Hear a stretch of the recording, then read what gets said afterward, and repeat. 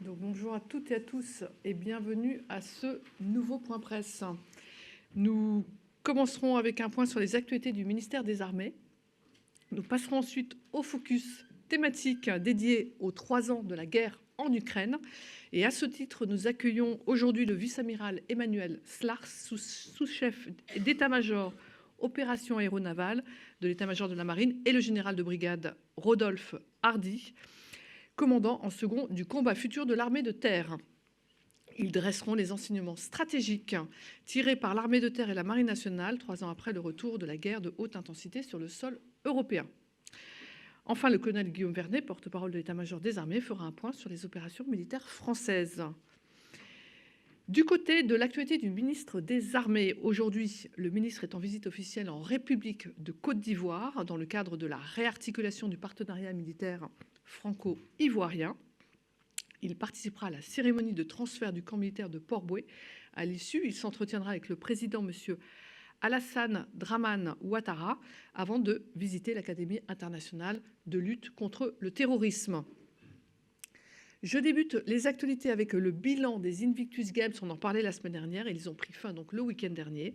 Cette édition s'est déroulée à Vancouver et à Whistler au Canada du 8 au 16 février et elle a réuni des militaires et des anciens combattants blessés dans le cadre d'une compétition sportive internationale. Cette année, nous avions 19 athlètes qui ont représenté la France dans 11 disciplines. Les Français se sont particulièrement démarqués en cumulant un total de 15 médailles. 4 médailles d'or, dont celle de l'équipe de rugby fauteuil, sport collectif phare de cette compétition. 4 médailles d'argent et 7 de bronze. Mais au-delà des résultats, les Invictus Games, c'est avant tout une aventure humaine hors du commun. Cette rencontre met à l'honneur le courage, la résilience et l'engagement des blessés. Et ces compétitions demandent aux athlètes et à leurs familles beaucoup d'engagement en amont et pendant ces 8 jours d'Invictus Games. Donc un grand bravo à tous ceux qui ont participé. Je poursuis avec une activité en lien avec le renforcement du lien armée-jeunesse. Le 17 février, le ministère des Armées et l'École des hautes études internationales et politiques ont signé une convention pour la production d'une étude politique qualitative approfondie, dite Policy Deep Dive. À partir du 26 février et pendant 2 mois, les étudiants de master en affaires publiques seront mobilisés pour réfléchir sur des sujets liés à l'engagement des jeunes et à la réserve militaire. Au-delà de cet exercice de recherche, ce partenariat vise à impliquer la société civile dans les transformations du ministère et à renforcer le lien armée-nation en développant des collaborations avec le monde académique. Pour plus d'informations, n'hésitez pas à vous rapprocher du secrétaire général pour l'administration. Toujours en lien avec la jeunesse, la Marine nationale organise un forum des métiers dans les salons de l'Hôtel de Ville de Nancy les vendredis 28 février et samedi 1er mars. Lors de ce salon, les marins viendront présenter leur métier à des étudiants professionnels, des personnes en reconversion professionnelle, et des demandeurs d'emploi. Pour rappel, la marine recrute chaque année plus de 4000 jeunes femmes et hommes âgés de 16 à 30 ans de niveau 3e à Bac+5 dans plus de 80 métiers et 15 domaines d'emploi. Parmi ces domaines d'emploi, on peut citer l'énergie électrique et nucléaire, l'aéronautique, la restauration, les forces sous-marines, le renseignement ou encore le cyber. Je passe à une actualité culturelle avec l'ouverture de l'exposition Un exil combattant, les artistes et la France qui débutera le 26 février au musée de l'Armée. L'exposition retrace les parcours d'artistes exilés pendant la Seconde Guerre mondiale, des artistes qui se sont engagés dans une résistance culturelle face à l'occupant nazi et au régime collaborationniste de Vichy. Elle propose un voyage émouvant à travers les arts et l'histoire, révélant comment, avec leur créativité, ces intellectuels se sont mis au service des valeurs de la liberté. Vous pourrez visiter l'exposition jusqu'au 22 juin et pour en savoir plus, je vous invite à consulter le site du musée de l'Armée. Sur le même thème, je vous signale que le premier numéro de l'année de la revue Les Chemins de mémoire, intitulé 1945, sortie de guerre, est disponible. Vous pourrez le retrouver en sortant de ce point presse. Et vous y trouverez notamment un entretien avec l'une des dernières survivantes de la déportation, Esther Sénaud, âgé de 97 ans. Et j'en profite également pour mettre à l'honneur une autre production du ministère, le nouvel épisode de Devcast consacré au parcours d'un pilote de chasse. Vous découvrirez le portrait du capitaine Marc, pilote de chasse, pilote de Rafale, et il nous raconte son parcours pour réaliser son rêve d'enfant ainsi qu'une mission qui l'a particulièrement marqué en lien avec le focus de ce jour. Le 24 février 2022, 6 heures après le début de l'offensive russe en Ukraine, le capitaine Marc était aux commandes de l'un des Rafales qui décollait de la base landaise en direction de la frontière polonaise. Mais pour en savoir plus, je vous invite à écouter ce podcast. Il est déjà disponible sur toutes les plateformes audio. Toujours en lien avec l'armée de l'air et de l'espace, je vous invite à la Cité des sciences et de l'industrie la semaine prochaine, le 27 février, pour venir à la rencontre de 2 pilotes d'exception. Seront présentes Sophie Adenau, colonel de l'armée de l'air et de l'espace et première aviatrice française à devenir astronaute, ainsi que la colonelle de réserve Virginie Guyot, première femme leader de la patrouille de France. Elles partageront leur expérience lors de conférences et cette journée sera également l'occasion de découvrir 2 expositions, Mission spatiale et une autre dédiée à l'armée de l'air et de l'espace, spécialement prévue pour l'occasion. Si vous souhaitez plus d'informations, n'hésitez pas à vous rapprocher de la Cité des sciences et de l'industrie, notamment leur site internet. Je conclus les actualités avec 2 exercices de préparation opérationnelle. D'abord avec l'armée de terre. Du 10 au 28 février, 900 militaires de la première division seront déployés à Mailly-le-Camp. Cet exercice permet d'évaluer et de certifier les états-majors de corps et de division en vue du Warfighter 25 qui se tiendra du 26 mai au 6 juin aux États-Unis. Cet exercice interallié et interarmé simulera un conflit de haute intensité au niveau d'un corps d'armée. Aux côtés du 3e corps d'armée américain ainsi que de divisions allemandes et britanniques, la première division mettra à l'épreuve son interopérabilité et ses savoir-faire tactiques et stratégiques.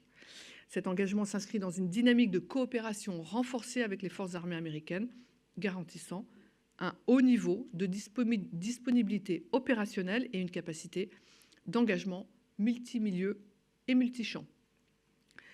Ensuite, avec la Marine nationale et l'armée de l'air et de l'espace, qui prennent part à l'exercice annuel multinational Cobra Warrior 25-1, organisé par la Royal Air Force.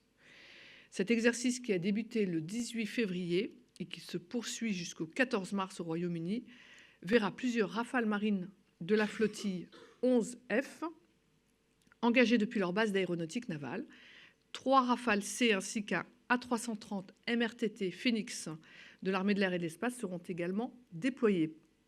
Les équipages des 2 armées s'entraînent à des missions complexes dans un environnement non permissif, c'est-à-dire avec des menaces air-air et surface-air.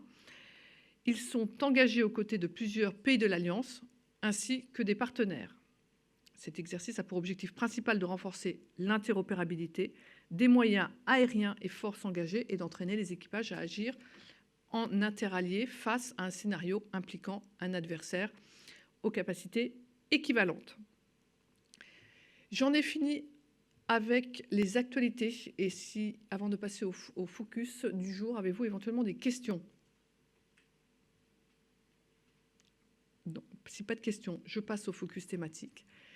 Il y a 3 ans, le 24 février 2022, la Russie a envahi l'Ukraine, bafouant ainsi le droit international. Cette agression militaire est l'une des plus graves violations de l'ordre de sécurité européen depuis des décennies. Depuis cette date, la France se tient résolument aux côtés du peuple ukrainien, œuvrant activement pour le rétablissement de sa souveraineté et le retour de la paix et de la sécurité en Europe. Après 3 ans de guerre intense, ce conflit a profondément impacté notre manière de concevoir la guerre. De nombreux enseignements peuvent être tirés pour l'emploi de nos forces et pour la réflexion stratégique dans son ensemble. Parmi les enseignements majeurs, on relève le nécessaire développement de notre capacité d'adaptation face à de nouvelles formes de conflictualité. Le ministre des Armées l'a rappelé à l'occasion de ses vœux aux armées. La guerre en Ukraine a été un catalyseur d'une transformation structurelle de nos méthodes. Cette guerre de haute intensité se déploie en effet dans tous les milieux, terre, air, mer, espace, cyber, mais aussi dans le champ informationnel et celui des perceptions. Ce conflit a également marqué la réapparition de caractéristiques de la guerre traditionnelle, avec un retour de la guerre de position et l'utilisation d'armes d'usure, peu coûteuses et produites en masse. Ce phénomène induit un changement de modèle de la haute technologie à un format hybride mêlant armes d'usure, visant à épuiser l'adversaire et technologies de pointe. Mais je n'en dis pas plus et cède maintenant la parole au général Hardy et au vice-amiral Slars afin qu'ils nous détaillent justement les enseignements tirés par l'armée de terre et par la marine nationale. Général, amiral, c'est à vous. Je suis le général Rodolphe Hardy, commandant en second du combat futur, le pilier transformation et innovation de l'armée de terre, pour faire court, qui est également en charge du retour d'expérience, RETEX, et c'est à ce titre que je m'adresse à vous aujourd'hui. Donc aujourd'hui, il y a 1093 jours que Vladimir Poutine a déclenché une guerre qui remet en cause l'intégrité territoriale de l'Ukraine, définie en 1991 entre Kiev et Moscou, et s'inscrivant dans la continuité des opérations militaires de 2014.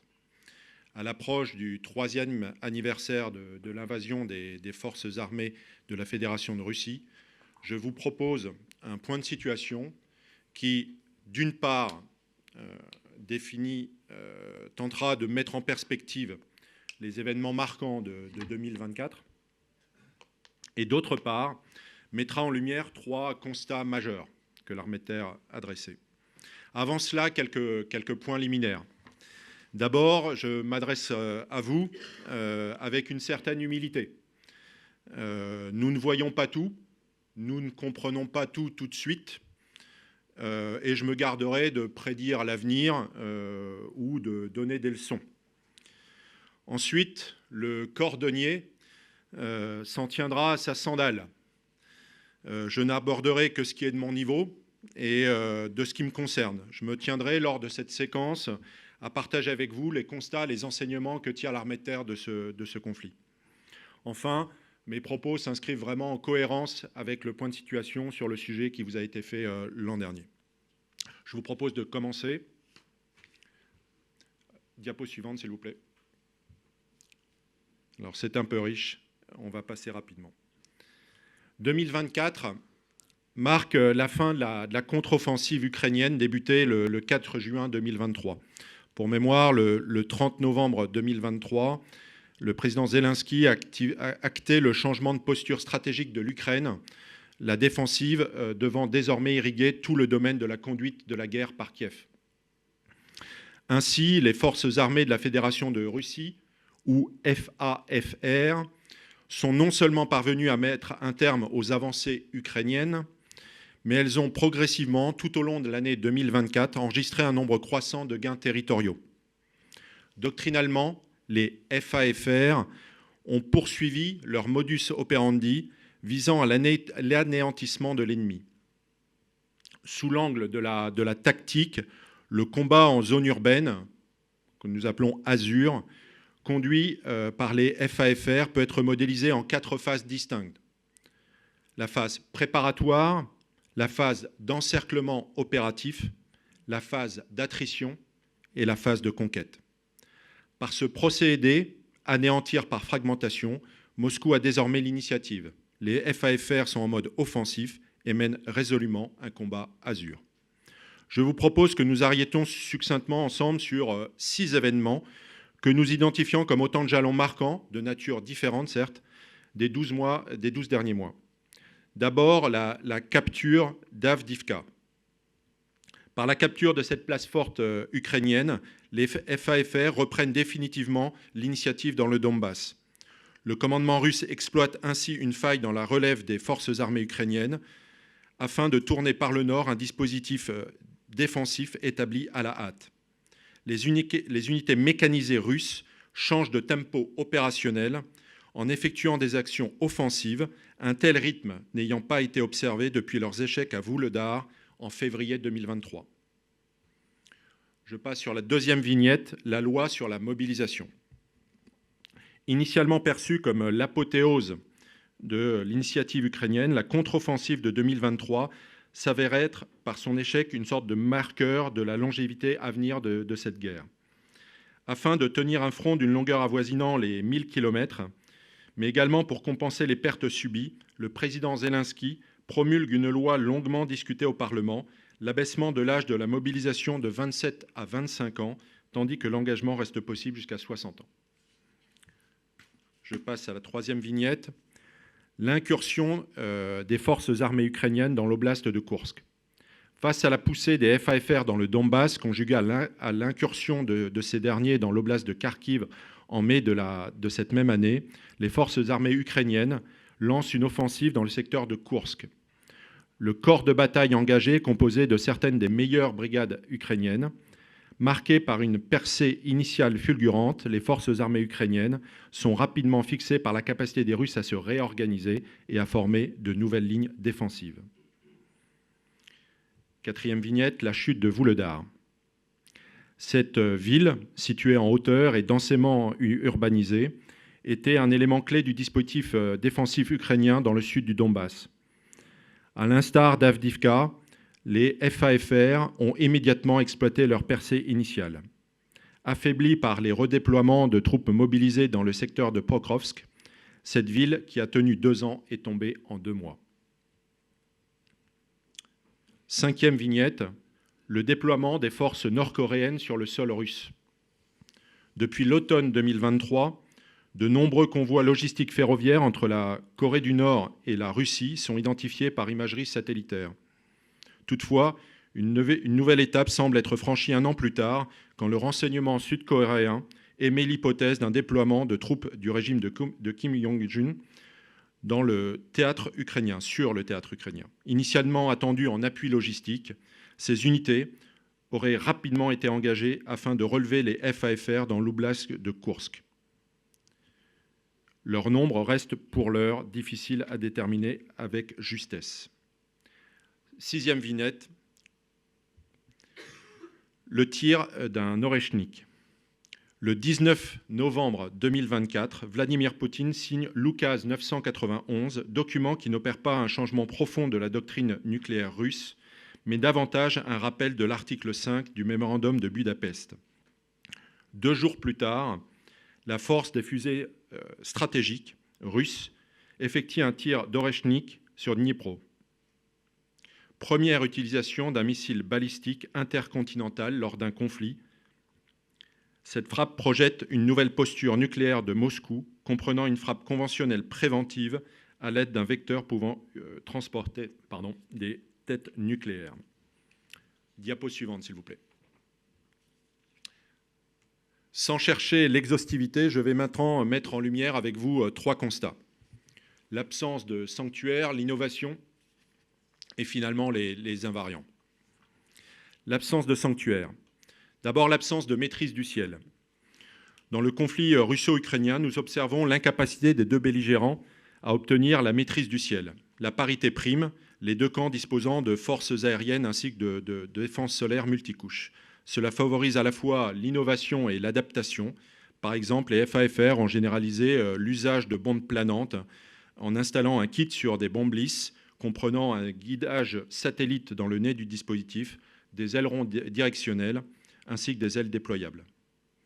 J'évoque maintenant avec vous l'artillerie et les frappes dans la profondeur. L'artillerie et les dispositifs de frappe dans la profondeur ne sont pas nouveaux. Cependant, la guerre en Ukraine leur a donné une importance particulière, l'aviation dans chaque camp étant limitée à des actions distantes du front. Il convient de dissocier l'artillerie de campagne, dont le rôle est celui de l'appui-feu et de la contre-batterie, des systèmes de frappe dans la profondeur, dont l'objectif est de cibler des objectifs à haute valeur ajoutée, que nous distinguons également des drones dont la portée et la charge utile ne font qu'augmenter. Et troisième volet de ce premier constat, la transparence du champ de bataille.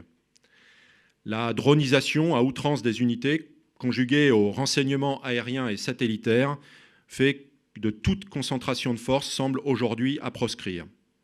Une connaissance approfondie du dispositif et des intentions adverses permet de réagir plus rapidement et de prendre les meilleures décisions sur ses propres forces. Parallèlement, l'accélération des procédures d'engagement, l'utilisation de logiciels décisionnels ou encore l'amélioration de la mise en batterie de l'artillerie permettent de réduire les délais de réponse face à une menace. Les conséquences sont multiples, mais parfois paradoxales, ou au moins apparemment paradoxales. Désormais, les belligérants sont dans l'obligation de disperser et de camoufler leurs forces, humaines et matérielles.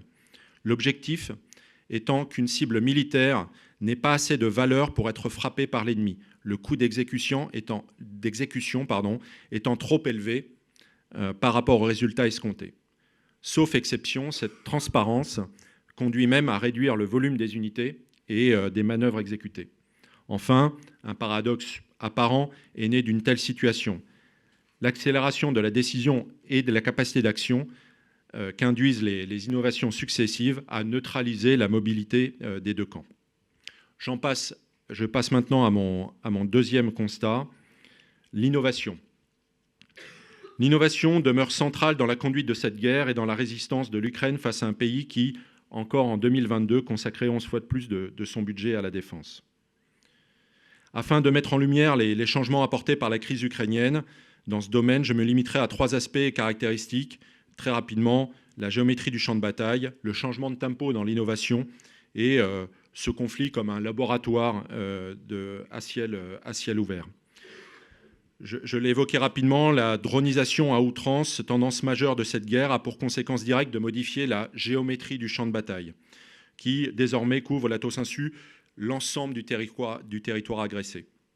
D'un point de vue tactique, les drones permettent, dans leur zone d'action, de tout voir et de tout détruire. De plus, leur nombre et leur éventuelle endurance permettent d'assurer une relative permanence sur le champ de bataille. Il en résulte que tout combattant, tout véhicule ou matériel situé dans une zone d'une quinzaine de kilomètres en arrière des contacts est passible de destruction, soit immédiatement par un drone de combat, soit par un moyen classique mis en œuvre après avoir été alerté par un drone d'observation. La zone mortelle n'est donc plus de 300 mètres, mais de 15 km. De plus, la guerre en cours se distingue par un changement de tempo dans le cycle innovation, production, mise en service, qui devient beaucoup plus rapide et semble parfaitement en adéquation avec la mesure de la performance issue des sciences de gestion, laquelle évalue l'interaction entre les moyens, les objectifs et les résultats. À défaut de technologies de rupture, nous y reviendrons très rapidement, ce sont des innovations incrémentales rapides sur des moyens à destination duale qui sont privilégiés, comme les téléphones portables équipés d'applications diverses pour servir de capteurs et améliorer les processus de renseignement et de ciblage, ou encore les drones civils transformés avec des munitions distraites de leur utilisation originale et utilisées comme des armes. Une boucle de rétroaction rapide se met en place entre les utilisateurs qui constatent la mesure de la performance sur le terrain et les concepteurs qui font évoluer rapidement le projet initial conformément aux besoins opérationnels. L'adaptation permanente du matériel aux besoins des utilisateurs exige du producteur la capacité de réaliser ces changements au sein de son outil de production. Enfin, une des caractéristiques de l'innovation technologique de ce conflit réside côté ukrainien dans les modes de financement. Un seul exemple, et il y en a beaucoup, Saint Javelin.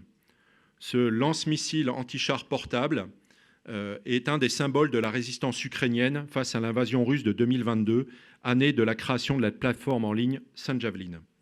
Tous les bénéfices de la vente de produits dérivés, t-shirts, mugs, autocollants, sont reversés à des œuvres caritatives venant en aide aux Ukrainiens, mais pas uniquement.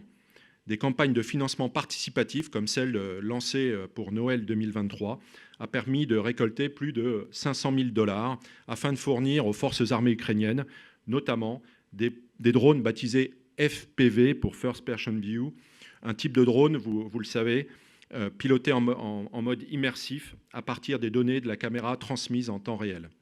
Ces produits en drone sont en vente sur Amazon. Tout ceci nous permet d'utiliser massivement des innovations technologiques, en particulier dans le domaine des drones. Drones terrestres, aériens, navals, on y viendra certainement. Certains jours, vous le savez aussi, plus de 2000 frappes de drones aériens sont répertoriées côté russe et ukrainien. Et mon troisième constat, les invariants. Il n'y a pas de game changer.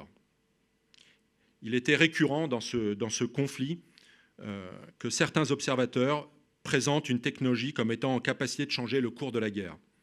Ce fut le cas des HIMARS notamment, censés permettre aux Ukrainiens de désorganiser la logistique et les chaînes de commandement des FAFR, mais qui, mois après mois, voyaient leur efficacité chuter en raison du brouillage de leur guidage GPS.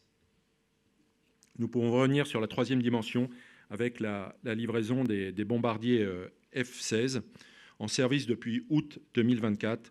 Les appareils américains n'ont pas réellement changé la situation sur le terrain face à la densité des systèmes anti-aériens russes. Il en va de même pour les drones, finalement, qui, malgré leur diversité d'emplois, toujours en croissance, s'avèrent être opérés par chacun des camps, de sorte qu'aucun acteur du conflit ne dispose d'un armement que l'autre ne peut pas pleinement contrer.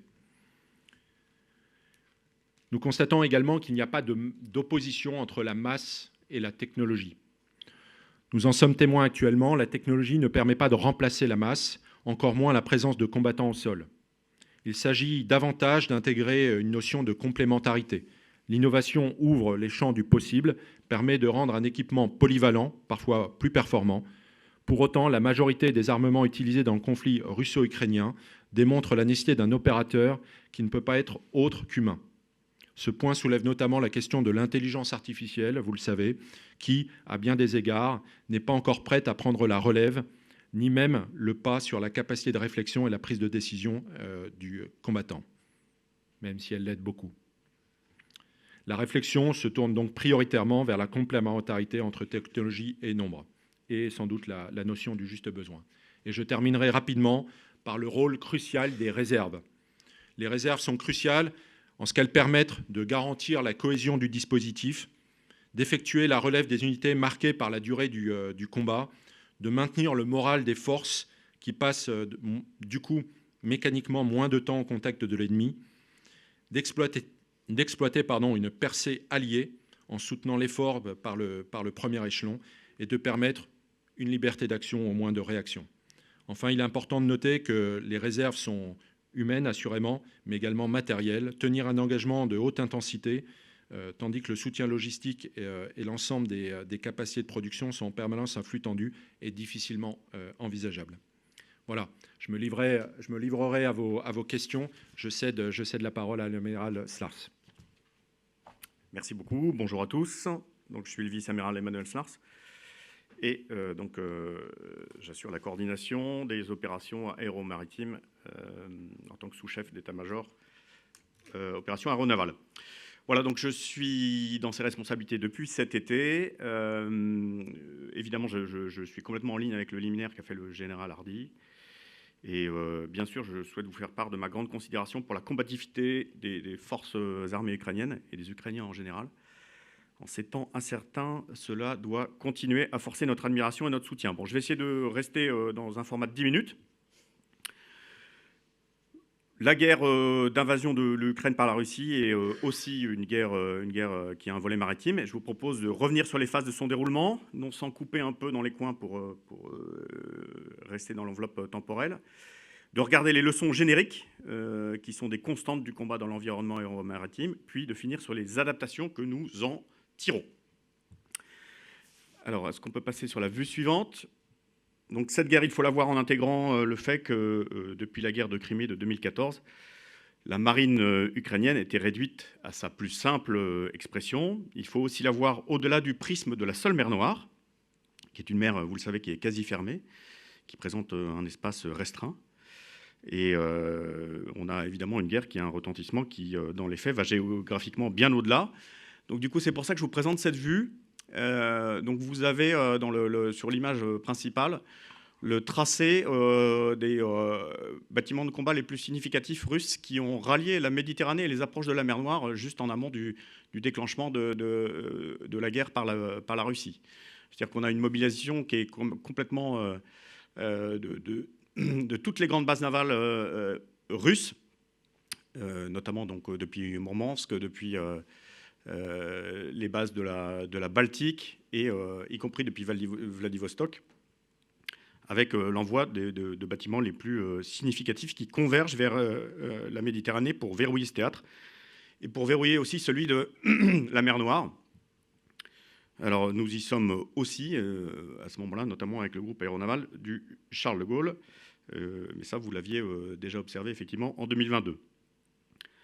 Donc maintenant, si on regarde un petit peu la vignette qui est en haut à droite, vous avez en rouge effectivement le trait de frontière, donc le front entre l'Ukraine et la Russie, qu'on peut aussi comparer quelque part à la longueur du littoral ukrainien, Crimée comprise, qui montre bien qu'on peut se retrouver effectivement dans une situation où on a deux fronts.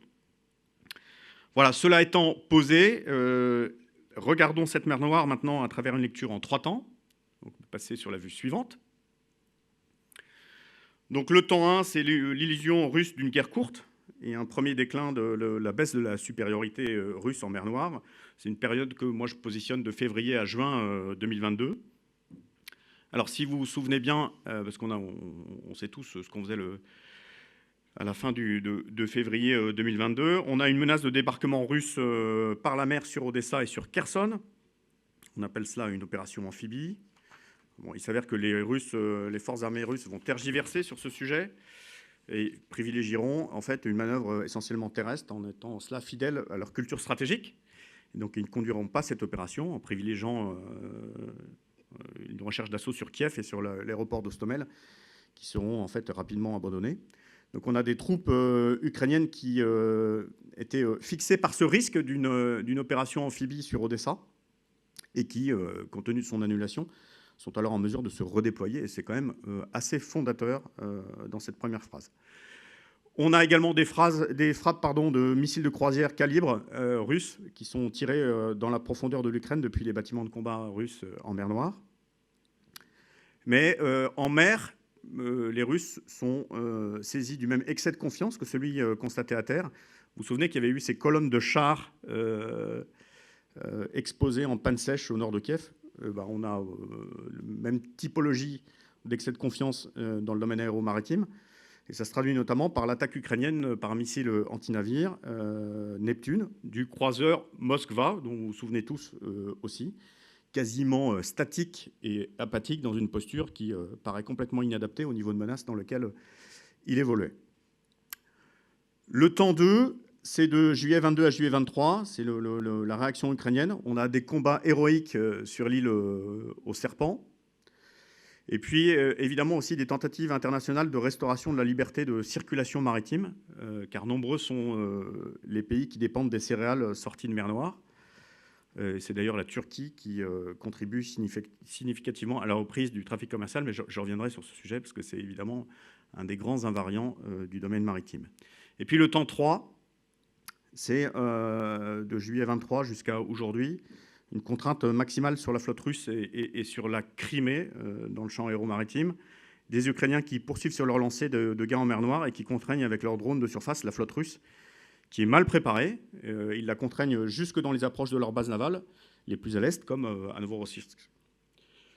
Alors, l'essentiel des bâtiments russes qui sont détruits le sont par des frappes de missiles de croisière, qui les touchent à quai. Il y a effectivement des actions de drones, mais qui sont globalement quand même marginales. Et donc les bâtiments sont frappés par ces missiles de croisière, soit à quai, soit directement même au bassin, pour ceux qui sont en phase d'entretien. Et puis il y a également des frappes sur le QG de la flotte.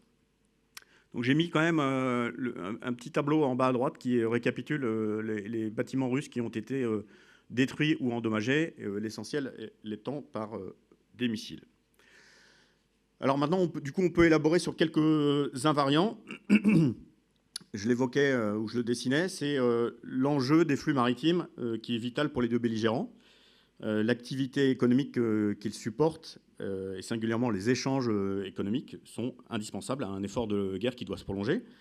Donc côté ukrainien, macroscopiquement, il y a ce besoin d'exporter des céréales, initialement contraint par la marine russe. Contrainte qui s'exerce également par du minage. On l'avait un petit peu oublié, en tout cas certains l'avaient peut-être un peu oublié. Des tirs de missiles contre le port et les cargos qui sont à quai à Odessa notamment. Retenez que à partir de fin 2023, l'Ukraine a pu reprendre ses exportations quasiment à un niveau proche de 2021, c'est-à-dire 45 millions de tonnes de céréales qui sont exportées, après être passé à un point très très bas en avril 2022. Je rappelle que si l'on veut remplacer un cargo de blé d'une taille à peu près ordinaire de 50 000 tonnes, il faut à peu près une centaine de trains de 40 wagons. Donc la mise sur pied d'un corridor qui a permis effectivement de reprendre ces échanges économiques s'est avérée vitale. Les alternatives tentées par le Danube, le Danube, ça avait quand même quelques chiffres qui étaient intéressants, mais par le train et par la route, c'était évidemment absolument pas assez dimensionné. Côté russe, les exports de pétrole, on en parle pas mal en ce moment, par voie maritime, évidemment. Ces exports de pétrole représentent une part tout à fait substantielle des rentrées en devises, à peu près 60% des exportations en volume financier proviennent effectivement des exportations d'hydrocarbures. La marine ukrainienne n'a pas de capacité, puisqu'elle n'est d'agir évidemment en dehors de la mer Noire, pour contraindre ces exportations et travailler effectivement sur la contrainte stratégique. Voilà. Et la Russie contourne les sanctions internationales en mettant sur pied une flotte fantôme qui effectivement permet de continuer à exporter. Le deuxième invariant, c'est que prendre une côte ennemie depuis la mer, ça nécessite une concentration de moyens et ça doit être une action qui doit être conduite dans les tout premiers temps. Donc je reviens effectivement sur la tentative d'une opération amphibie à Odessa que finalement les Russes ont décidé de ne pas conduire. Et si on n'y va pas dès les tout premiers temps, eh bien, je pense que ça démontre bien que ce sera une opportunité qui est ratée. Un des troisièmes invariants, c'est les capacités de minage maritime, bien sûr en environnement côtier, qu'elles soient défensives ou offensives. Il y a aujourd'hui à peu près sans doute 1 millier de mines en mer Noire, ce qui souligne bien sûr l'enjeu d'être capable de déminer, notamment pour rétablir les échanges économiques stratégiques que j'évoquais précédemment. Et puis enfin, mais bon, ça c'est quand même assez basique, être statique c'est être mort. Et la mobilité en mer, c'est un facteur de succès pour l'offensive et un facteur de survie si vous n'avez pas saisi l'initiative. Voilà, alors quelles sont les autres leçons peut-être un peu plus actuelles que nous avons tirées? Le premier point, je pense que c'est que tout utile que puisse être l'observation du théâtre de la mer Noire, il n'est pas totalement représentatif des problématiques de haute mer qui sont aussi celles de la marine nationale française, qui a vocation à opérer depuis tous les océans, notamment puisque nous en sommes des riverains. Alors aujourd'hui, on poursuit nos efforts pour raccourcir la boucle de décision, et si je devais être le plus synthétique possible pour décrire ce que c'est, la boucle de décision, c'est le temps entre la découverte d'un mouvement, d'une menace et sa destruction. On doit comprendre plus vite, détecter dans des milieux qui sont surchargés, et donc ça nécessite de détecter des signaux faibles dans une masse considérable d'informations. Donc on travaille au développement de systèmes qui sont centrés sur la donnée. On en collecte aujourd'hui énormément. On a des data hubs embarqués sur nos bâtiments de combat. Et voilà, on accumule ces données puisque, vous le savez, comme moi, elles sont le carburant de systèmes d'aide à la décision à base d'intelligence artificielle sur lesquels nous travaillons. Donc on doit aller plus vite et anticiper davantage pour comprendre et prendre l'ascendant, et on s'y emploie. C'est d'autant plus vrai pour nous que nous sommes au contact quotidien des forces russes, au large de nos approches, dans des espaces internationaux de nombreuses zones, que ce soit dans l'est de la Méditerranée, en Atlantique Nord ou en Baltique. On est au contact tous les jours. Le deuxième point, c'est l'importance de maîtriser ce que l'on appelle le spectre électromagnétique, c'est-à-dire le champ des ondes qui supportent les échanges de données, que cela vienne de l'espace, à travers le GPS par exemple, ou de beaucoup moins haut, voire directement du sol. On travaille à regagner de l'agilité dans ce domaine. On a pu effectivement travailler sur des cycles de développement qui sont extrêmement rapides. On expérimente, on déploie sur les théâtres d'opération, et puis effectivement, après, on déploie. C'est le cas, par exemple, des brouilleurs pour les drones, sujet sur lesquels on a pu notablement progresser. Et c'est très bien, puisque les drones Shahed d'origine iranienne prolifèrent, et je pense qu'on a bien pris en main cette menace. Et puis le troisième leçon, mais il y en aurait bien d'autres, c'est la nécessité de disposer à la fois des armes d'usure, vous l'évoquiez, et aussi des armes de décision, celles qui disposent de précision, de sûreté et de la létalité qui produit l'effet que l'on attend. Je détaille un tout petit peu. En mer, on a certes effectivement des tentatives de rupture par des armes rustiques et de masse que l'on doit prendre en compte, mais ça se poursuit toujours par un retour vers la technologie. Le général Hardy présentait, il y avait une photo d'un drone ukrainien. Les drones de surface ukrainiens, au début, étaient très, très rudimentaires. Et puis, hop, on est de retour à la technologie, puisqu'on a aujourd'hui des drones qui ont des capacités de défense aérienne pour détruire des hélicoptères en vol, parce qu'effectivement, les Russes, de leur côté, ont été capables de prendre ces drones rudimentaires en compte. Donc, on a toujours un contournement et un retour par la technologie. Enfin, et j'en terminerai là, on ne doit pas tunneliser sur ce seul conflit, aussi létal et stratégique soit-il. On a des intérêts français concernent de nombreuses zones géographiques que je ne citerai pas. Et puis enfin, je pense qu'on avait pris de bonnes orientations, mais on doit bien sûr poursuivre nos efforts sur les entraînements tactiques les plus exigeants, et notamment le concept Polaris qu'on a lancé en 2021, qui semble constituer une réponse qui est intéressante et qui s'oriente dans la bonne direction, en adoptant une approche qui est complètement différente. Et il semble que cette approche, elle est plutôt payante à travers la lecture que l'on peut faire de ce conflit entre la Russie et l'Ukraine pour son volet maritime, et puis de ce que l'on a démontré également en mer Rouge. Mais il y a bien sûr beaucoup à faire et on poursuit nos efforts. Voilà, je vous remercie. Oui, bonjour Amiral, mon général, Éric Biégala, Radio France. Alors, j'ai une petite question pour le général Hardy. Vous avez parlé, vous avez évoqué évidemment ces combats urbains opérés par les Russes avec des vagues d'assaut qui sont extrêmement nombreuses, qui se succèdent. Vous disiez que la technologie ne permet pas de remplacer la masse. Jusqu'à quand est-ce que l'armée russe va réussir à multiplier comme ça des vagues d'assaut avec des pertes qui sont énormes, de l'ordre de 1000 à 1500 par jour sur certains fronts? Est-ce que vous pouvez estimer la durée possible de ces combats urbains extrêmement mortifères? Bonjour, merci de cette question. Elle est clé, bien sûr. Je n'y répondrai pas complètement. Vous avez raison de dire que ces combats sont abrasifs, comme nous le disons entre nous. Enfin, vous comprenez bien l'image. C'est destructeur. Ils y passent des ressources folles.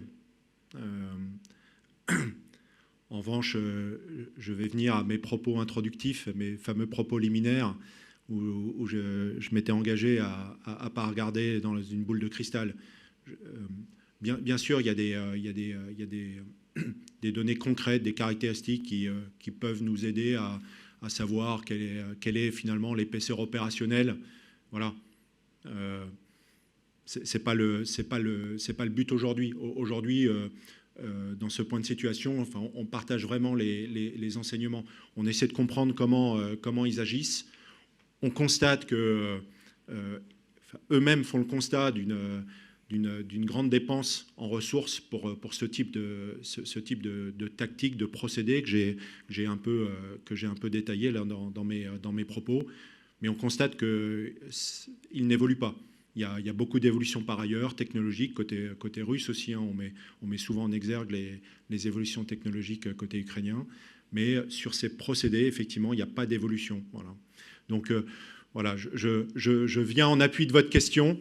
Elle est clé. Je n'apporterai pas de réponse sur voilà, jusqu'à quand nos camarades ukrainiens vont subir ça. Voilà. Oui, bonjour. Pierre Julien, indépendant et aérospace. Deux questions peut-être pour vous, mon général, tout d'abord, avant de poser aussi quelques questions à l'amiral. Une question sur le fait que, bon, d'abord, vous ne pouvez pas nous dresser de bilan. Quand mon confrère parle de 1500 hommes tués par jour, est-ce que ça vous semble possible, probable, ou encore posez-vous quelques questions autour de ça, des deux côtés, hein, parce que c'est vrai on parle beaucoup du brouillard de la guerre, mais là, c'est plus que le brouillard, c'est le fog puissance plus. Autre question liée justement à ce qu'on peut tirer des combats, et peut-être cet entraînement que les Français donnent actuellement encore aux brigades des Ukrainiennes, avec, alors je vais être sévère, mais c'est vrai qu'il y a eu énormément d'articles sur le fiasco de la brigade Anne de Kiev. Est-ce qu'on retravaille là-dessus pour justement faire que ces troupes ne soient pas envoyées un petit peu dispersées, j'allais dire, au combat, et perdre un petit peu leur volonté de groupe, puisqu'on sait qu'on se bat souvent pour son camarade. C'est ce qui permet peut-être de triompher. Autre question, là peut-être pour l'amiral, deux questions. Vous nous avez parlé de la flotte fantôme russe. Est-ce que vous pouvez nous donner des précisions? C'est quoi? En fait, c'est sous pavillon étranger, ce qui empêche donc peut-être d'aller frapper ces cargos, enfin ces pétroliers plutôt. Et par rapport aux cargos utilisés par l'Ukraine, c'est un petit peu la même chose, ou c'est une autre vue de ces bateaux, là ce sont des cargos qui emmènent le blé, donc justement en dehors de la mer Noire. Bon, merci de ces questions. Alors, d'une certaine façon, elle rejoint un peu la première sur les pertes. Et du coup, combien de pertes, combien de temps ça peut durer. Sur les pertes, je ne vous donnerai pas de réponse formelle. De fait, on lit des choses qui semblent crédibles ici ou là. Voilà. Après, vous le savez que ça se reconstruit bien après pour des données très précises. Voilà. Nous, après, ce qu'on constate, et on l'a évoqué avec la première question, c'est qu'il y a des phases de combat qui sont très destructrices. Voilà. Sur la formation, alors, je vais vous répondre d'abord dans le cadre de ma présentation ici, et même en la dépassant un peu. J'avais dit que je partagerais les constats. On peut un peu tirer le fil, c'est-à-dire qu'on prend en compte ces constats. On n'est pas juste inerte et on assemble de l'information. C'est pas savoir pour savoir, c'est savoir pour vaincre. Voilà. Donc on s'y prépare. L'armée de terre s'y prépare et ça n'est pas la seule. Vous l'avez entendu. Voilà. Donc bien sûr, ce qu'on constate, on le prend en compte déjà pour ce qui nous paraît pertinent, pour ce qui nous paraît acceptable à ce stade. On le prend en compte dans notre propre formation et dans notre propre entraînement. Voilà. On redécouvre des choses aussi. Voilà. On découvre des choses, on innove, on expérimente des choses. On essaie même on n'est pas juste en imitation, on innove. Voilà. Et on prend en compte. Donc, combat de tranchées, voilà, tout ça, on prend en compte. Voilà. Sur la formation de nos camarades ukrainiens, vous le savez, c'est pas mon sujet. Ils ont été formés. Nous les avons entendus, ils nous disent qu'ils ont bien été formés. Après, ils décident de les employer. Voilà, nos camarades alliés décident de les employer. Voilà. Après, je peux aller dans votre sens. La cohésion, les forces morales d'une troupe sont essentielles. Voilà. Mais ce sont plutôt des généralités, là. Voilà. Mais voilà, donc je n'ai répondu que partiellement à vos questions, mais dans le sens et dans le périmètre qui est le mien. Bonjour Monsieur Julien. Donc, sur la flotte fantôme, l'existence même de cette flotte fantôme, finalement, souligne le fait que les sanctions qui sont exercées sur la Russie, s'agissant de ses exports de pétrole, ça veut dire qu'elles fonctionnent. Et quand on est face à un obstacle, on tente de le contourner, et la Russie tente de le contourner effectivement par le montage de cette flotte fantôme, c'est-à-dire le recours à des bateaux sous pavillon de complaisance. Donc ça, c'est un terme qui est connu, qui sont mal assurés pour en diminuer les coûts, etc., qui sont souvent en plus des bateaux anciens, ce qui n'est pas non plus sans poser un risque écologique. Voilà. Bon, il y a quelques éléments quand même qu'il faut garder à l'esprit sur ce sujet, c'est que La France est une nation qui veille au respect du droit international. On en est même une nation qui est actrice. J'en suis plutôt personnellement assez fier. Et je pense que c'est le cas également dans cette salle. Voilà. Et donc ce droit international, il fixe des règles qu'on peut basiquement ramener à la liberté de circulation sur les mers, dans les espaces internationaux. Voilà. Et donc la Russie recourt à des mouvements par des pavillons de complaisance pour faire son beurre. Voilà. Donc il faut qu'on puisse effectivement réagir face à ça. Alors s'agissant maintenant des cargos qui exportent le blé ukrainien, sauf erreur de ma part, ils ne font pas l'objet de sanctions internationales. Donc voilà, on ne peut pas comparer les deux situations. Les Russes, en revanche, pour le moment, se sont un petit peu limités. Ils n'ont pas attaqué ces cargos ou ils l'ont déjà fait? Alors, ils l'ont déjà fait, effectivement, en mer Noire. Et donc, l'une des réactions, effectivement, ça a été pour les Ukrainiens de mettre en place du minage défensif et de trouver, avec un accord international, le montage d'un corridor, notamment basé sur une route particulière, en dehors des espaces internationaux pour que effectivement la Russie n'attaque pas ces bateaux, et donc avec des routes qui passent dans des eaux sous souveraineté de nations de l'OTAN. Voilà. Et donc ça souligne bien que le dispositif a fonctionné. Oui, bonjour. Didier Loras de l'agence France Presse. Vous avez présenté tous les deux une forme de rétex et je voulais essayer de revenir sur est-ce que vous pouvez nous expliquer aujourd'hui, est-ce que vous avez fait un rétex de votre propre perception? C'est-à-dire qu'en février, on se dit potentiellement les Russes vont enfoncer le front, et puis en fait on se rend compte que pas du tout. Vous avez parlé de ces histoires de colonnes.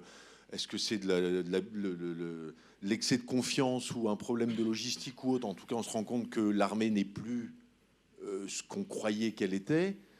Et puis on a commencé à dire que le temps allait dans le sens de Poutine ou pas. Bon, et puis aujourd'hui, concrètement, ça fait quand même 6 mois que l'armée russe grignote et est en train, bon, diplomatiquement c'est autre chose, mais fondamentalement, elle est pas tant en difficulté que ça.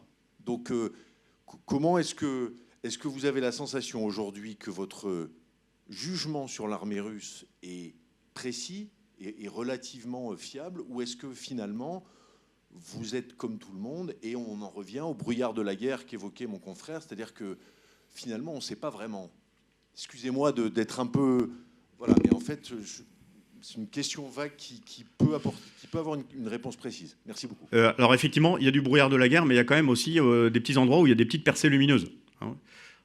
Et on a, nous, militaires, si je puis dire, on a toujours dit, voilà, la Russie a une sorte de profondeur stratégique par sa population, par son industrie, etc., qui fait que le temps jouera un peu pour elle. Voilà. Ça, je pense qu'on l'a toujours dit. Et c'est effectivement aussi ce qui se passe là. Et pour autant, dans le même temps, on a été impressionné par la réactivité et la combativité des Ukrainiens auxquels je rendais hommage au début. Mais voilà, on n'a pas été complètement dans le déni. Alors après, de l'introspection sur nos analyses, etc., enfin, je pense qu'on en fait pas mal. On pourrait toujours faire mieux, mais on en fait déjà, on en fait pas mal, et on n'est sûrement pas au bout de nos surprises. Ça, je suis d'accord. Mais il y a quand même des invariants qui ressortent, et puis des choses qu'on avait été capable de poser, je pense, assez vite à partir du moment où on a vu qu'on n'était sûrement pas dans l'illusion d'une guerre courte. Moi, je ne sais pas ce que tu en penses, Rodolphe. Bon, très honnêtement, je vais bien sûr dans le sens de la réponse de l'amiral. Après, quelque chose qui est assez éclairant, c'est-à-dire avant d'intervenir ici, j'ai écouté le point presse d'il y a 2 ans et le point presse d'il y a 1 an. Je ne sais pas si vous avez fait cet exercice-là, mais je l'ai fait. Alors, il y a 2 ans, c'était le ComCyber chez nous. Hein, vous voyez à peu près ce que c'est qui est intervenu. Et enfin, les enseignements qui présentaient, moi, m'ont tous paru encore pertinents aujourd'hui. Donc c'était le directeur du CICDE, hein, le général de division aérienne breton, qui est intervenu l'an dernier, dans une approche un peu plus exhaustive, hein, que ce qu'on a fait, avec 8 enseignements. Enfin, il avait concentré ça dans 8 enseignements. Honnêtement, à la fois sur le contenu et sur même l'ordre dans lequel il les a présentés, enfin, ça me semble encore pertinent. Donc ça répond un peu à votre question, c'est-à-dire que celui d'il y a 2 ans, je suis assez d'accord, enfin, il était finalement assez spécialisé, voilà. Mais celui d'il y a 1 an était... voilà. Donc le regard qu'on portait il y a 1 an, moi, me paraît encore pertinent. Voilà. Modulo ce que vous avez dit dans votre question, finalement. Et c'est ce que j'ai un peu présenté, c'est-à-dire que la décision d'être en défensive, voilà, nous permettait de prévoir un peu ce qui se passe actuellement. Et puis après, là, on appelle ça brouillard de la guerre ou pas brouillard de la guerre, mais il se passe des choses. Il y a des décisions et des innovations. Il y a des équilibres qui se créent. J'ai parlé de la parité sur, enfin, l'absence de supériorité ou de suprématie aérienne, voilà, qui mettent en lumière le rôle de l'artillerie, de la feu en profondeur. Je ne l'ai pas beaucoup évoqué ici, je l'ai un peu fait, de la guerre électronique aussi. Voilà. S'il y avait eu un moment suprématie aérienne, ces éléments-là seraient passés au 2e ou au 3e rang. Vous voyez ce que je veux dire? Voilà. Et donc, voilà, on peut appeler ça brouillard de la guerre, mais... Je me permets juste de rebondir. Alors déjà, que les choses soient claires, il n'y avait pas dans ma question, entre les lignes, une espèce de critique sur la lucidité ou l'absence de lucidité du renseignement militaire français. Pas Même du si tout. on peut manquer de lucidité. Mais... Oui, mais ça peut absolument. Mais tout le monde. Et d'ailleurs, par définition, enfin voilà, toutes les déclarations, les 3 mois avant la guerre, tout le monde était d'accord sur le fait que Poutine n'avait aucun intérêt d'y aller. Juste pour revenir à... Qu'est-ce qui, pour vous, explique cette progression extrêmement lente, mais qui n'est plus contestée ni contestable de l'armée russe, c'est-à-dire qui grignote, prend des villages les uns après les autres. Il n'y a pas de percée, mais quoi qu'on en fasse, et quelle que soit l'aide occidentale, fondamentalement, les Ukrainiens continuent de reculer. Comment est-ce que vous expliquez ça? Et est-ce que vous pensez que d'un point de vue purement militaire, il est probable que la diplomatie intervienne avant, mais est-ce que ce serait réversible? Merci beaucoup. Donc beaucoup de questions dans votre question. Alors, ce qui peut expliquer, alors je l'ai un peu évoqué finalement. Vous avez si j'essaie de prendre un petit peu de distance, vous avez un belligérant qui se met en défensive et un autre qui est en offensive. Voilà. De fait, celui qui est en défensive, sa vocation n'est pas d'aller grignoter lui-même.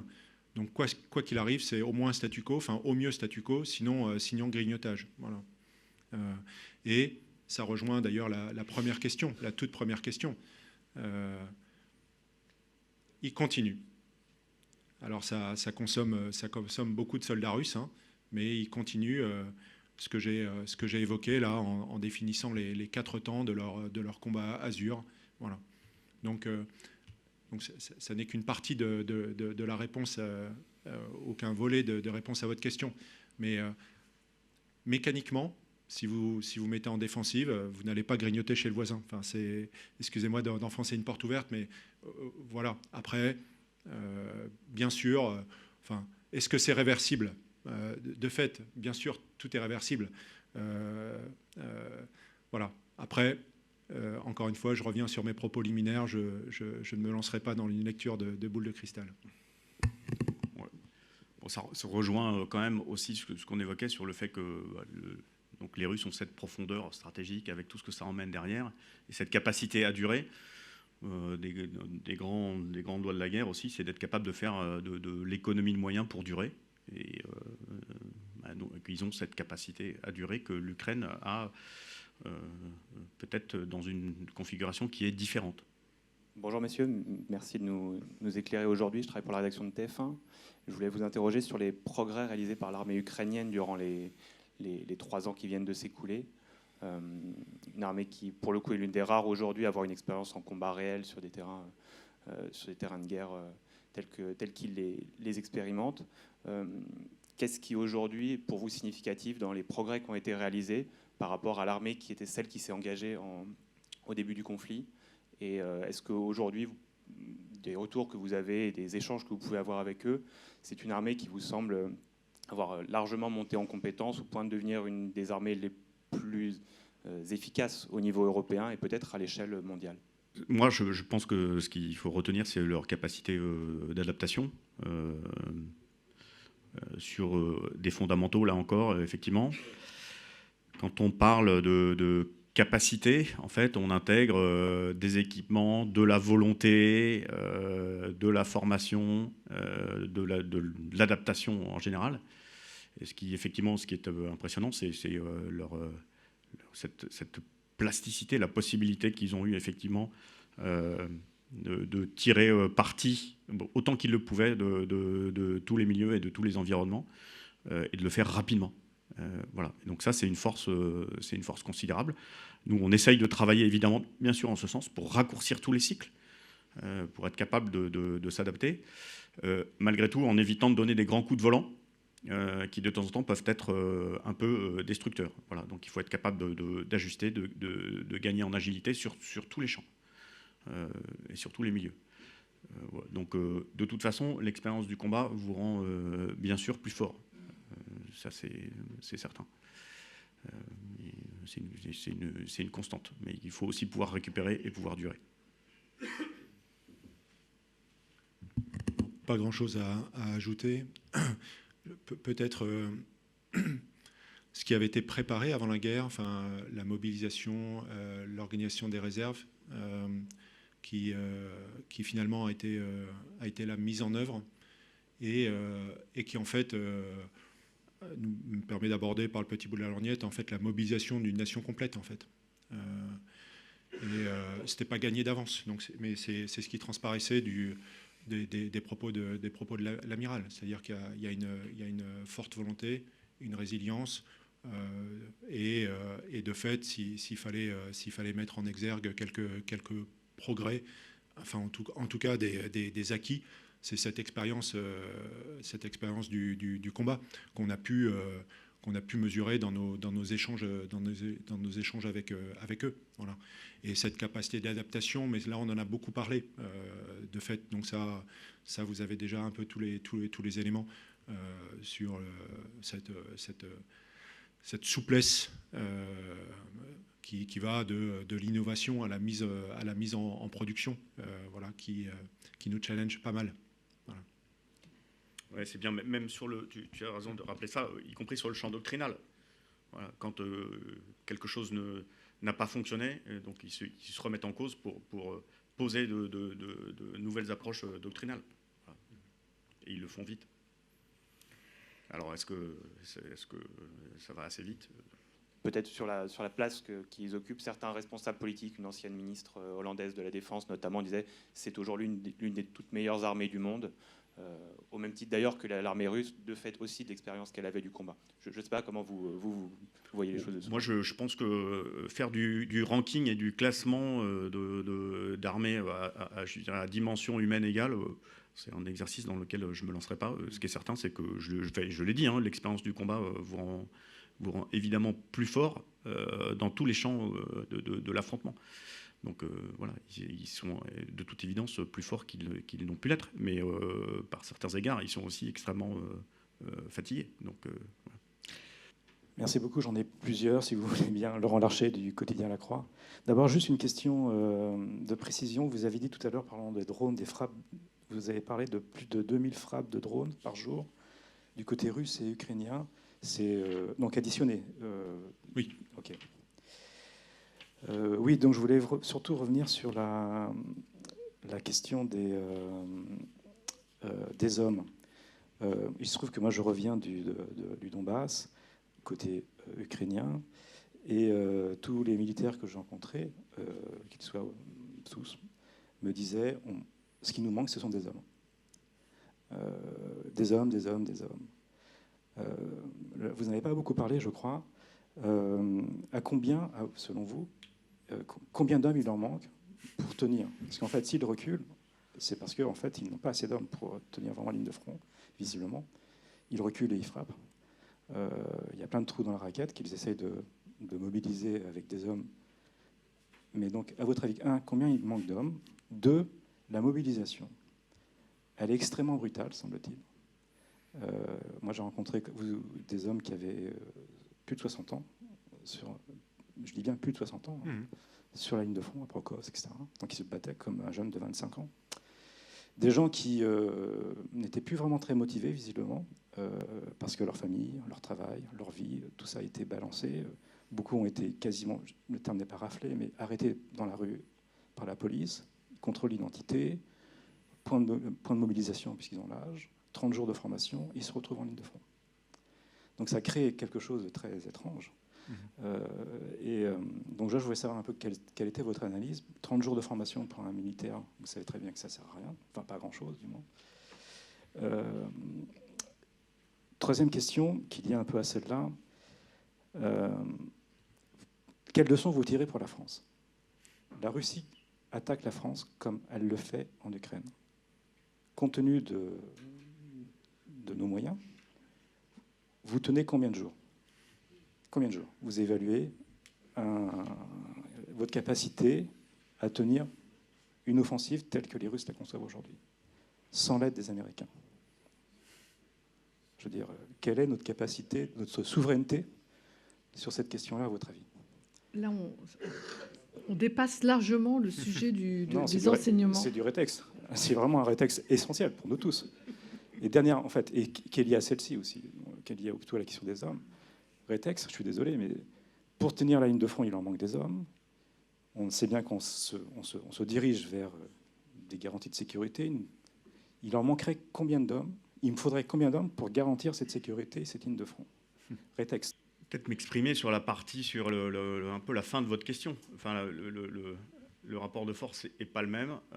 Dans un affrontement, l'affrontement France-Russie que vous évoquez, on est dans une dialectique où il est possible qu'on entre dans la mise en jeu d'intérêts vitaux nous concernant. Et donc, à ce moment-là, on passe dans une dialectique nucléaire.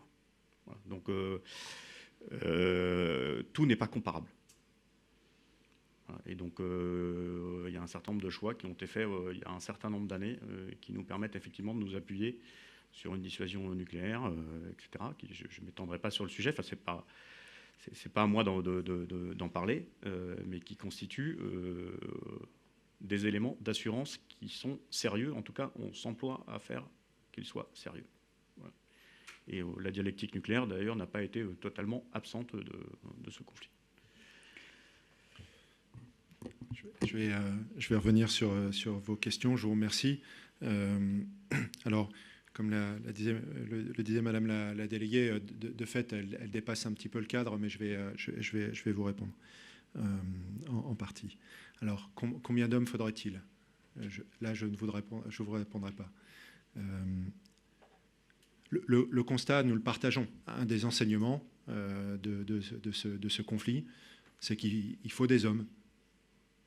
Voilà. Alors il faut du matériel, il faut parfois du matériel assez basique en nombre, pas cher, qu'on peut produire, qu'on peut remplacer.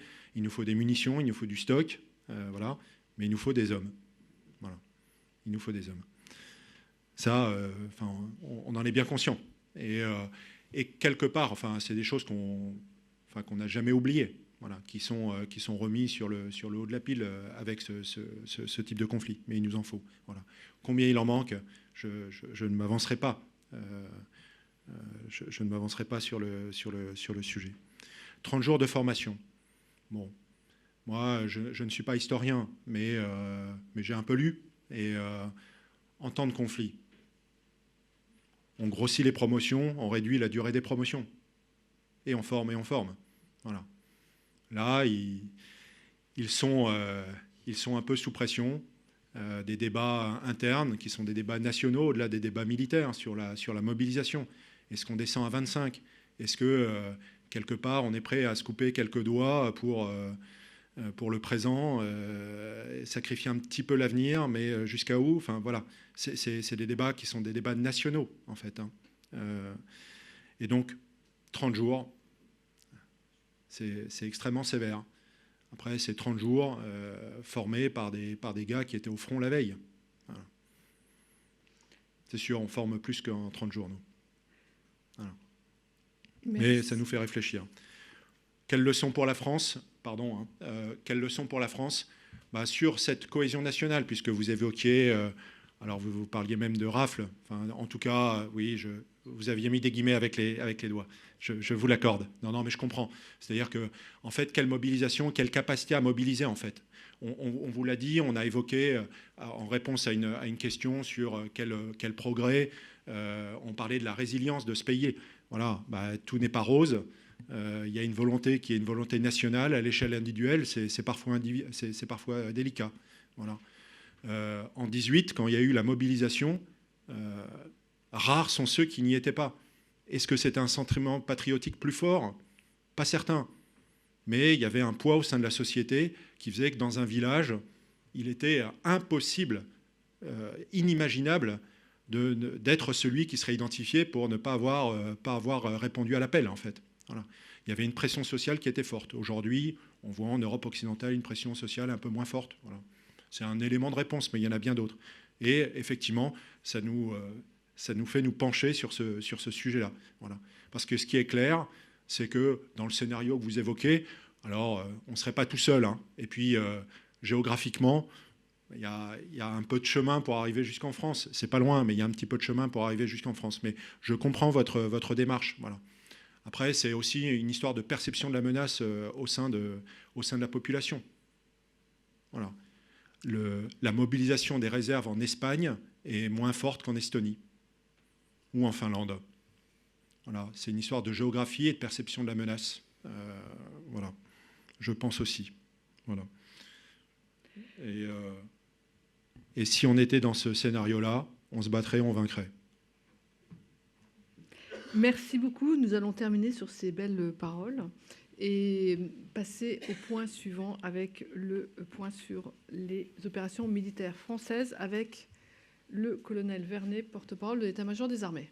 Merci beaucoup, amiral. Merci beaucoup, général. Bonjour à tous et à toutes. Nous allons commencer ce tour d'horizon avec la zone Europe où, vous savez, l'ensemble des nations de l'OTAN veillent au quotidien à la sécurité du territoire et des populations de l'Alliance.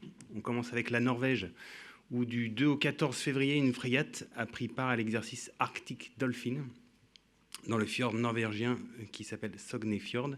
Cet exercice annuel qui est piloté par la marine norvégienne visait à entraîner les futurs commandants de sous-marins norvégiens, allemands et néerlandais. Plusieurs autres nations de l'OTAN ont apporté leur soutien à cet entraînement par le biais de navires de surface britanniques, danois, également français, et des avions de patrouille maritime qui étaient américains et britanniques. L'exercice Arctic Dolphin illustre la cohésion des membres de l'Alliance et renforce leur interopérabilité. La participation de la frégate française témoigne également du solide partenariat bilatéral entre la France et la Norvège. En mer Baltique, l'OTAN poursuit son opération de surveillance maritime qui s'appelle Baltic Sentry pour dissuader toute menace sur les infrastructures sous-marines et stratégiques. Dans ce cadre, la France y engage en ce moment le patrouilleur de haute mer enseigne de vaisseau Jakubet qui a appareillé de Brest le 17 février. On passe à la Lituanie où le déploiement de 4 Rafales au sein de la mission Enhanced Air Policing de l'OTAN se poursuit sur la base aérienne de Šiauliai dans le cadre de la protection aérienne des pays baltes.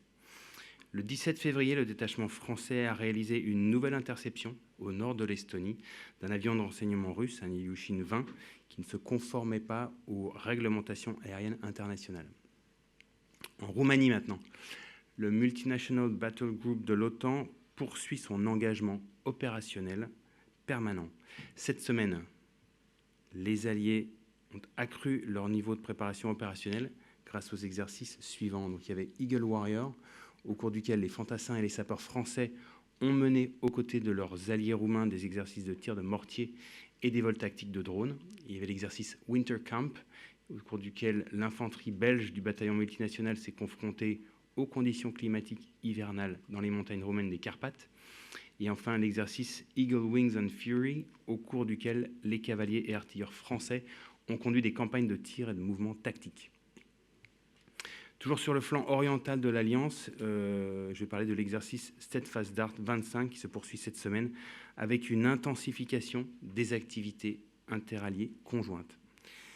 Cet exercice consiste en la projection rapide de forces suite à une agression simulée des frontières de l'OTAN. En Roumanie d'abord, la composante terrestre à laquelle contribue la France avec un groupement tactique interarmes aéroporté, un GTIA-TAP, qui est sous commandement britannique, s'est notamment entraîné cette semaine au combat d'infanterie en zone urbaine. En mer Égée, ensuite, le volet maritime qui met en œuvre plus de 17 unités navales qui étaient alliées a poursuivi ses entraînements conjoints cette semaine. 2 bâtiments de la Marine nationale, qui étaient le patrouilleur de haute mer commandant Biro et le chasseur de mines tripartite Capricorne, intégrés dans le Task Group de l'OTAN en Méditerranée, ont ainsi développé leur interopérabilité dans différents domaines de lutte en mer. Ces séquences concrétisent la réactivité et la détermination de l'Alliance pour faire face à toute crise sur son flanc est. En Pologne, maintenant, alors, on va avancer les slides. Et on passe à la Pologne, où des détachements français continuent les formations au profit des forces armées ukrainiennes, dans le cadre de la mission d'assistance militaire EUMAM. Cette semaine, le détachement français a poursuivi la formation de chefs de groupe ukrainiens lors d'exercices en zone urbaine, intégrant la menace de drones dans un environnement de guerre électronique. Cette formation, qui répondait à un besoin du partenaire, illustre toujours la détermination de la France à soutenir les forces armées ukrainiennes dans tous les milieux. Passons maintenant à la Méditerranée orientale. En Médor, donc, une frégate est toujours déployée au plus proche de la côte libanaise et elle contribue à l'appréciation autonome de situation de la France dans cette région. Du 10 au 13 février, cette frégate a notamment réalisé une escale à Beyrouth et elle a mené à cette occasion des exercices bilatéraux avec les forces armées libanaises. Plusieurs séquences d'entraînement ont pu être organisées, la plongée, des exercices à bord du patrouilleur libanais Trablus et le maintien en condition opérationnelle des équipages. Ces activités participent au renforcement des liens étroits de coopération entre le Liban et la France. Au Liban, toujours, la France continue d'œuvrer pour le maintien de la paix et de la stabilité du pays.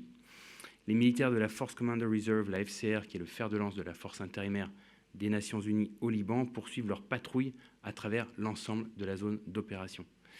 Déterminée à faire appliquer sur le terrain la résolution 1701 du Conseil de sécurité des Nations Unies, la FCR appuie quotidiennement le redéploiement des forces armées libanaises dans le sud du pays.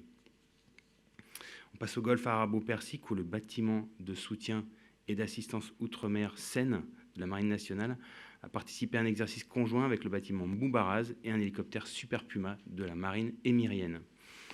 Cet exercice d'opportunité permet de consolider notre coopération avec ce partenaire et de renforcer l'interopérabilité entre les deux marines. Toujours au Moyen-Orient, les rafales de la base aérienne projetée au Levant ont poursuivi leur participation au sein de la coalition afin de lutter contre Daesh. Du 6 au 13 février, ils ont effectué 16 sorties aériennes pour un total de 68 heures de vol au-dessus de la zone d'opération. On passe à la Corne de l'Afrique, où la France s'engage aux côtés de la République de Djibouti. Donc, du 8 au 15 février, les Mirage 2000-5 des forces françaises de Djibouti ont effectué 23 sorties aériennes. Ces vols s'inscrivent dans le cadre de la défense de l'espace aérien djiboutien, à laquelle la France contribue en vertu d'un traité de défense bilatéral. Toujours en Afrique, maintenant au Gabon, l'exercice Equatorial Patrol, qui a réuni les armées de 4 pays d'Afrique centrale, qui sont le Burundi, le Gabon, la Côte d'Ivoire et le Cameroun, ainsi que les armées françaises, s'est conclu le 14 février dernier. Cet exercice au cœur de l'exigeante forêt équatoriale a permis de renforcer les liens entre les armées partenaires dans le domaine de la protection de l'environnement et de la préservation des ressources naturelles. Passons à la zone Indo-Pacifique. Donc, le 13 février, les forces armées de la zone sud de l'océan Indien ont mené avec succès une opération de lutte contre le narcotrafic dans le nord du canal du Mozambique, avec la saisie de près de 700 kilos de drogue.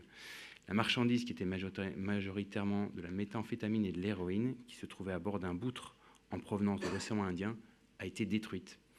Cette opération, conduite sous la responsabilité du préfet de la région délégué du gouvernement pour l'action de l'État en mer, est le fruit d'une coopération interministérielle et interservices.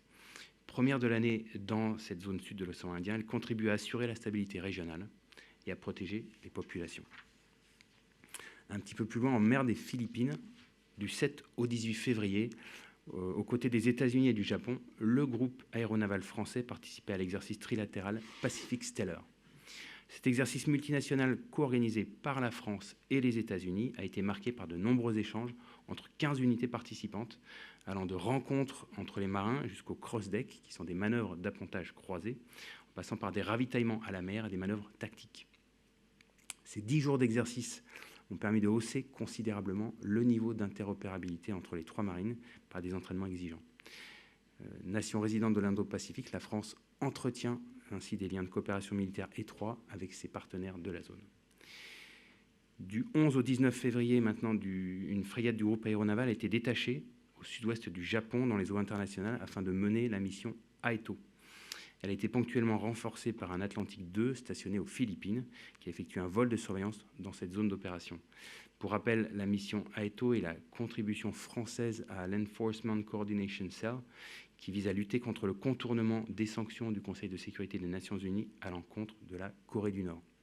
Ce déploiement a également été marqué par une escale de la frégate, accompagnée par le bâtiment ravitailleur de force Jacques Chevalier à Okinawa, du 13 au 17 février, permettant de réaliser de nombreuses activités partenariales. On passe maintenant un petit peu plus au sud. Depuis la fin de la semaine dernière, les forces armées de Nouvelle-Calédonie surveillent attentivement le déploiement de bâtiments de la marine chinoise à l'ouest de la zone économique exclusive française. Les navires chinois du Task Group ont transité en bordure de la zone économique exclusive de la Nouvelle-Calédonie entre le 15 et le 16 février et conduit des manœuvres au sud du territoire. Des contacts radio professionnels ont eu lieu entre les unités et des bâtiments chinois. Un marquage a été réalisé en étroite coordination avec les forces armées australiennes et néo-zélandaises, illustrant une fois de plus l'excellente coopération entre ces trois nations riveraines de l'Indo-Pacifique. On passe à l'arc Antilles-Guyane, où dans le cadre de la mission Bubo 25, les premières équipes sont arrivées le 16 février à bord de 2 A400M. Elles ont été rejointes en début de semaine par 3 Rafales et 1 MRTT. Ce dispositif sera complété par un E3F, un AWACS donc, afin de participer à la sécurisation du lancement de la fusée Ariane 6. L'opération Bubo 25 illustre la capacité des forces françaises à se déployer rapidement pour renforcer la souveraineté de l'État français dans ses départements et régions d'outre-mer. Et on conclut avec la zone Antilles, où après des interactions avec les marines colombiennes et honduriennes, la frégate de surveillance Ventose a poursuivi son déploiement à l'ouest de la mer des Caraïbes et a fait escale le week-end dernier au Mexique sur l'île de Cozumel. Voilà, ceci conclut ce point de situation et je suis prêt à répondre à vos questions. Oui, Viegala, Radio France à nouveau. Petite précision sur l'exercice commun qui réunissait 3 groupes aéronavals. C'était en mer des Philippines, je crois. Oui. Est-ce qu'on a eu des appontages sur le Charles de Gaulle d'avions américains? Super Hornet. Oui, tout à fait. Donc effectivement, c'est ce que je disais. Donc ce qu'on appelle des cross-decks, des appontages croisés. C'est le niveau maximal d'interopérabilité qu'on puisse imaginer entre des carrier strike group, donc des porte-aéronefs, porte-avions. Et ils ont été réalisés autant par des avions américains sur notre pont que des avions français sur le pont américain. Et les Japonais? Les Japonais, je crois, n'ont pas participé à cette partie-là de l'exercice, me semble-t-il.